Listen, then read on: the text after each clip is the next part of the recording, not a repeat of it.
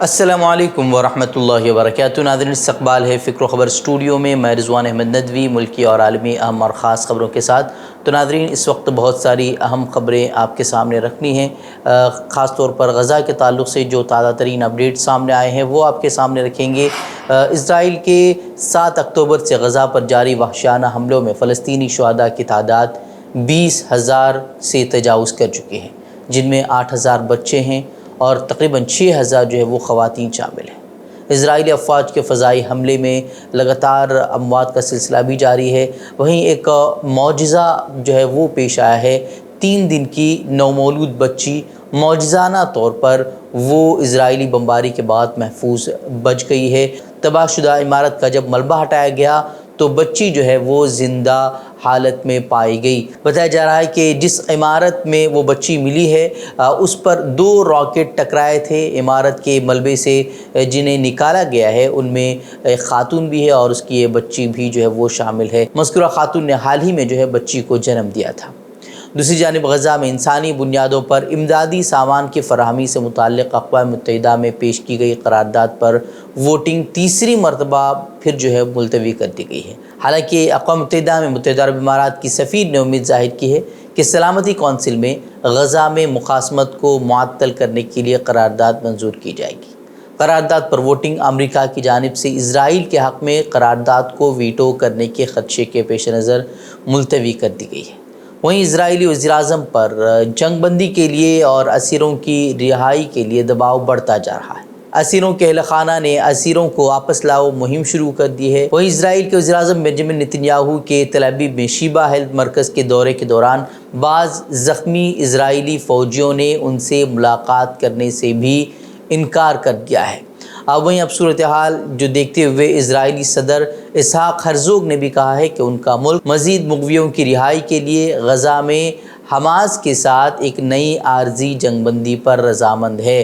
Reports کے مطابق اسرائیل نے سازشکاروں کو تقریباً 30 سے 40 مغویوں کی رہائی کا منصوبہ پیش کیا ہے، لیکن اب لگتا ہے کہ حماس نے اپنا موقف واضح کر دیا ہے کہ بغیر جنگ بندی کے مذاکرات آگے نہیں بڑھیں گے۔ پہلے جنگ بندی ہوگی، پھر قیدیوں کے تبادلے پر غور کیا جائے گا، یہ اب حماس کا موقف ہے۔ حماس کے عہدیدار غازی حماد نے کہا کہ جاری مذاکرات کے درمیان گروپ کی سب سے پہلی ترجیح جنگ کو روکنا ہوگی۔ انہوں نے کہا کہ چند دنوں یا ہفتوں کے وقفے کی جو باتیں ہو رہی ہیں وہ کسی کے مفاد میں نہیں ہیں اور وہ یہ نہیں چاہتے ہیں۔ انہوں نے یہ بھی خدشہ ظاہر کیا کہ اسرائیل یرغمالیوں کا کارڈ کھیلے گا، پھر اس کے بعد جو ہے غزہ والوں کے خلاف بڑے پیمانے پر قتل و غارت گیری کا ایک نیا دور شروع کر دے گا، جس طریقے کا دور جو ہے ہم دیکھ رہے ہیں کہ جب جنگ بندی ہوئی تھی اس کے بعد جو ہے اسرائیلی حملے جو ہے مزید بڑھتے جا رہے ہیں۔ وہیں حماد نے مزید کہا ہے کہ جنگ بند ہونے کے بعد ہی حماس سب کے ساتھ بات چیت کے لیے تیار ہوگی اور غزہ میں فلسطینی قیدیوں اور اسیران کے لیے ایک بڑے سمجھوتے تک پہنچنے کے لیے تیار ہوگی۔ وہ اقوام متحدہ کی رپورٹ کے مطابق اسرائیلی فوج کو وسطی اور جنوبی خان یونس شہر کے تقریباً 20% علاقے سے فوری طور پر انخلاء کے احکامات جاری کر دیے گئے ہیں، کیونکہ ان فوجیوں کے بارے میں کہا جا رہا ہے کہ انہوں نے 11 فلسطینیوں کو اختیاری طور پر قتل کیا ہے اور یہ جنگی جرم ہے۔ ویسے بچوں سمیت 20,000 افراد مارے گئے ہیں، تو کیا یہ جنگی جرم سے کم ہے؟ یہ بات سمجھ نہیں آ رہی۔ وہیں زمینی جنگ میں حماس کے القسام بریگیڈ نے کئی اسرائیلی ٹینکوں کو نشانہ بنایا ہے اور حملوں کی تازہ ویڈیو جو ہے ایک اور ویڈیو جو ہے وہ جاری کر دی گئی ہے، جس میں اسرائیلی ٹینکوں کے پرخچے اڑتے ہوئے دیکھے جا سکتے ہیں۔ اور گزشتہ روز اسرائیلی فوج نے جو ہے اپنے 3 فوجیوں کی ہلاکت کی بھی تصدیق کی ہے۔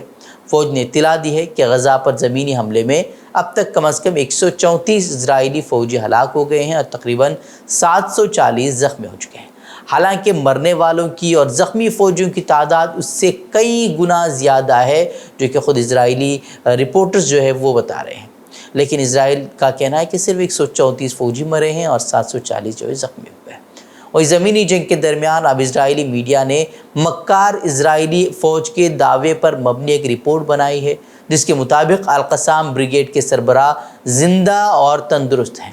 اسرائیل کی فوج کی طرف سے حال ہی میں حاصل کردہ فوٹیج کا حوالہ دیتے ہوئے یروشلم پوسٹ نے رپورٹ کیا ہے کہ محمد الظیف वो व्हील चेयर इस्तेमाल नहीं करते हैं, बल्कि वो अब हट्टे कट्टे हैं, वो चलने के भी काबिल हैं।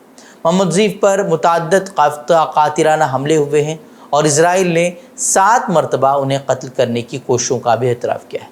गुज़िश्ता दिनों इज़राइल ने गज़ा में अल-क़स्साम ब्रिगेड के रहनुमाओं याह्या सिनवार और मोहम्मद ज़ीफ़ की मालूमात फ़राहम करने वालों को लाखों डॉलर इनाम देने का ऐलान किया था, जिसमें सबसे ऊपर नाम याह्या सिनवार का था।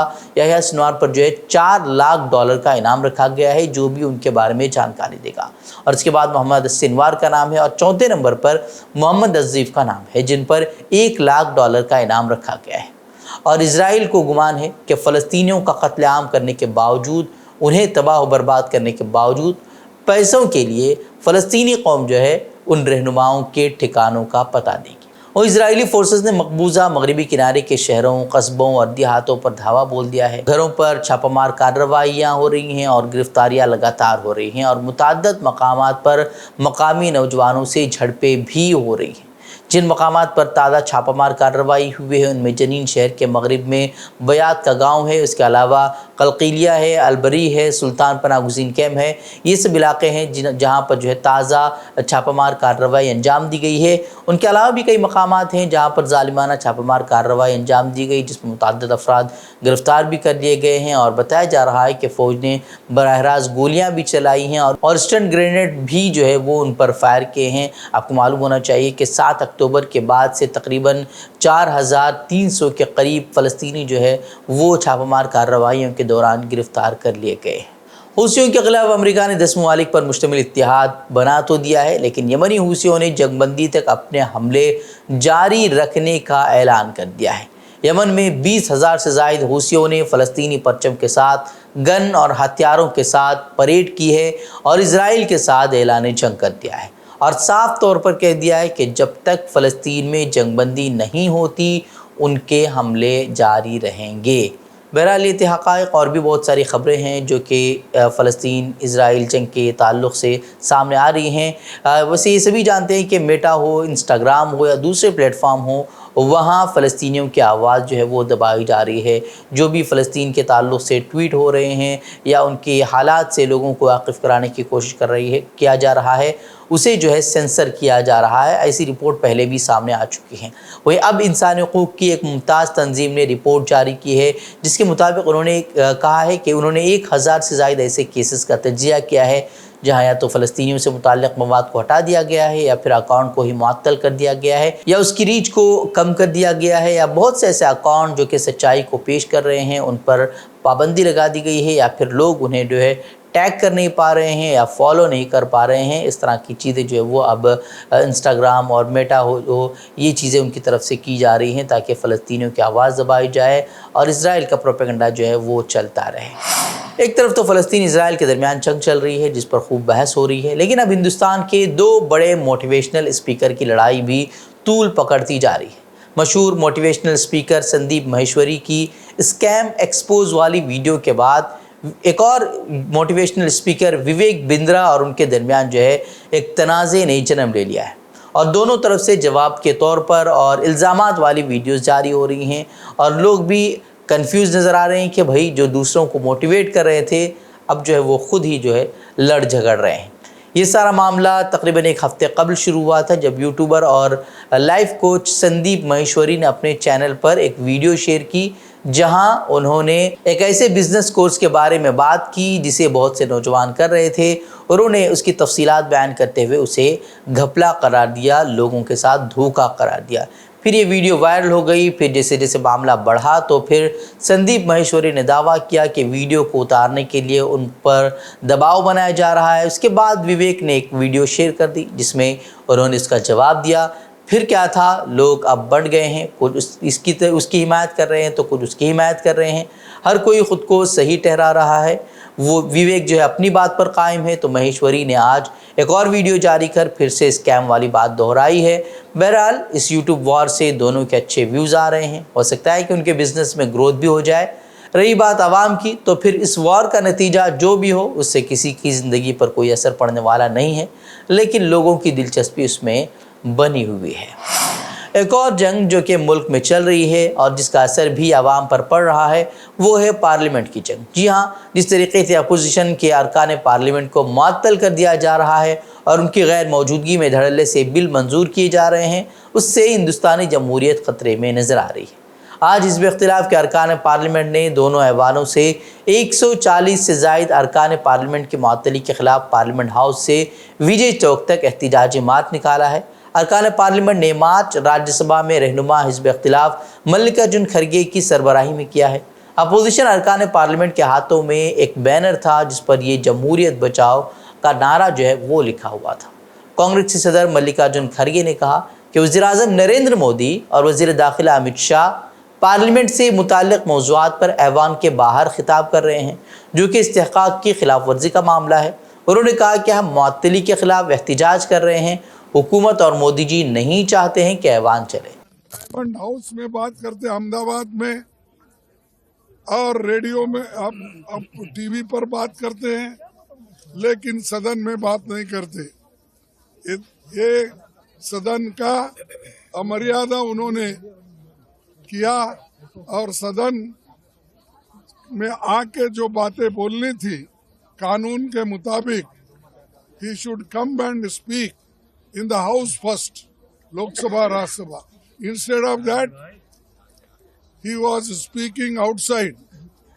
خیال ہے کہ ایوان میں حکومت سے جواب کا مطالبہ کرنے پر لوک سبھا اور راجیہ سبھا سے 143 ممبران پارلیمنٹ کو معطل کر دیا گیا ہے۔ یہ ایک ریکارڈ تعداد ہے جو کہ اس طریقے سے جو ہے معطل کر دی گئی ہے۔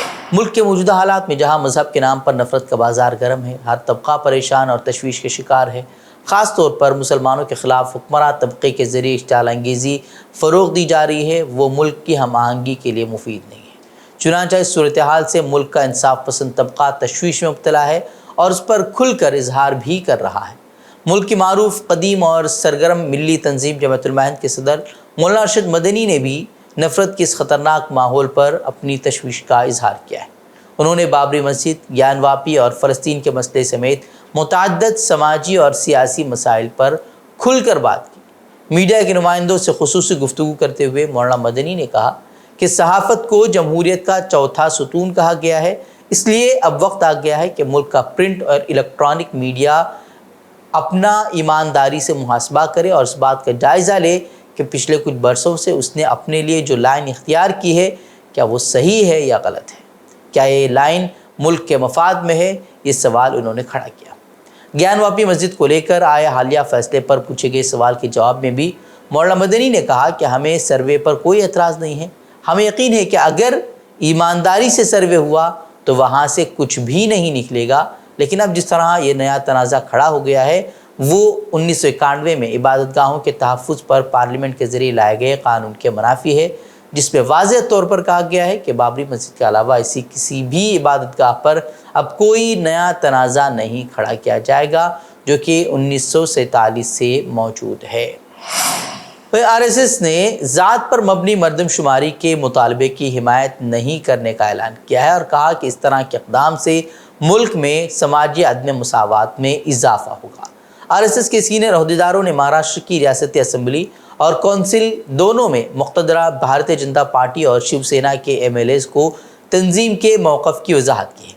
آر ایس ایس کے سینئر پرچارک اور ودر ریاست کے سربراہ شری دھر گاڈکے نے ایم ایل ایز کی میٹنگ میں کہا کہ ہمیں اس میں کوئی فائدہ نہیں بلکہ نقصان نظر آتا ہے، یہ عدم مساوات کی جڑ ہے اور اسے فروغ دینا درست نہیں ہے۔ آر ایس ایس کی جانب سے اس طرح کا بیان وزیر داخلہ امت شاہ کے گزشتہ ماہ کے اس تبصرے کے بعد سامنے آیا ہے کہ بہار حکومت کے اس طرح کی مردم شماری کرائے جانے کے پیش نظر بی جے پی ذات پر مبنی مردم شماری کی مخالفت نہیں کرتی ہے۔